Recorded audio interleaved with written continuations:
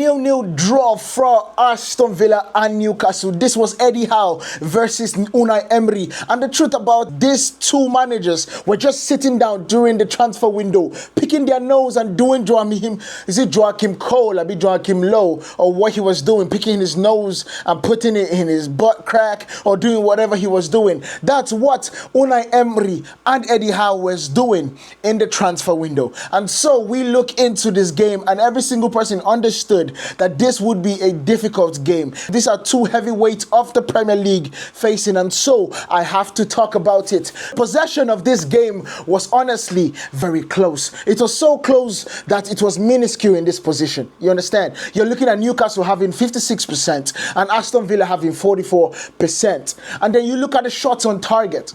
I don't know where they are getting their shooting targets from, but they need to go to Detroit and see how to, or learn how to shoot. Because at this point in time, they are doing something wrong. Because shots on target, Newcastle had 5, Villa had 2. And it absolutely has to do with Villa. Newcastle had opportunities, but of course, they are missing one very credible striker that could have literally won this game with the 5 chances that they got on target.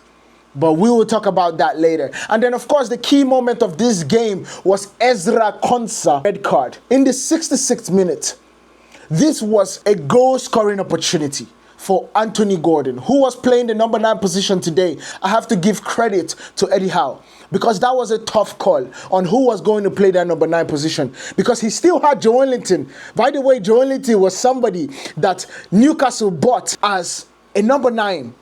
You understand? They bought him as a number 9 for a world record fee for them, but it didn't work out, and then they transformed him into a midfielder. So you had Joelinton. In my mind, it would have been easier for me to be like, Joelinton, go and play the number 9 position. You have known that has been your craft for so long, maybe until you got to Newcastle, then you changed. But this was a tough call. And Anthony Gordon was away. It was a breakaway. It was a good one. It was a well-drilled pass from Anthony Elanga to Anthony Gordon. It was a one-on-one situation, and Ezra Konsa brought him down. Ezra Konsa brought him down, and it was a pure red card. It was him stopping a goal opportunity.